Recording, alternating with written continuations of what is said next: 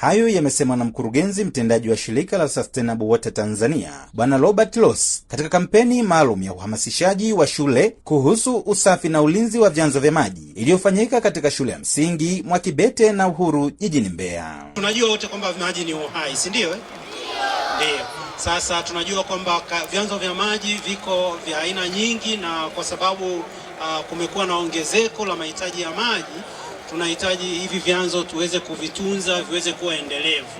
Kwa hiyo, na kwa sababu sisi sote tunaishi katika mazingira ambayo yamezunguka vyanzo vya maji, ni jukumu letu sisi sote kuona kwamba kila mmoja wetu anashiriki katika kutunza vyanzo vya maji.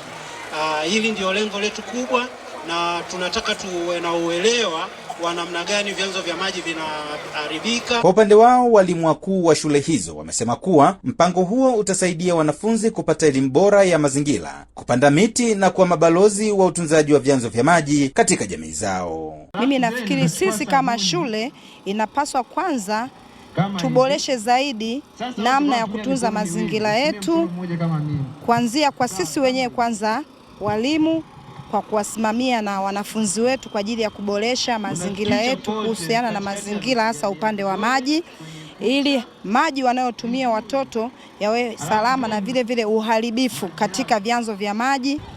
Zoezi hili limeeleza vizuri sana. Kwanza watoto wamefurahi na hata sisi wenyewe walimu tumefurahi, kwa sababu hili zoezi ni elimu tosha sana kwa watoto wetu.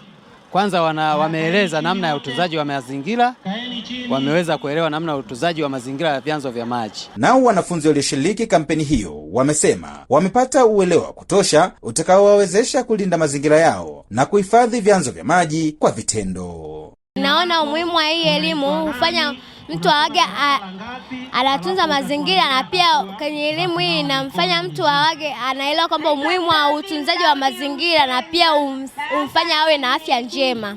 Nimejifunza kuwa ni muhimu kutunza mazingira, kwa sababu haya mazingira ndio chanzo muhimu cha vyanzo vya maji, ambayo hayo maji tunatumia katika mambo mengi. Mmoja wapo hayo mambo ni kufulia sare za shule. Uwezo ukaja shuleni sare ni chafu, kwa hiyo maji na yenyewe yanatusaidia. Na nimejifunza kuwa tusipoyatunza haya maji tunaweza tukaathirika. Maji yana umuhimu wake tukiyatunza, na tusipoyatunza yana athari zake.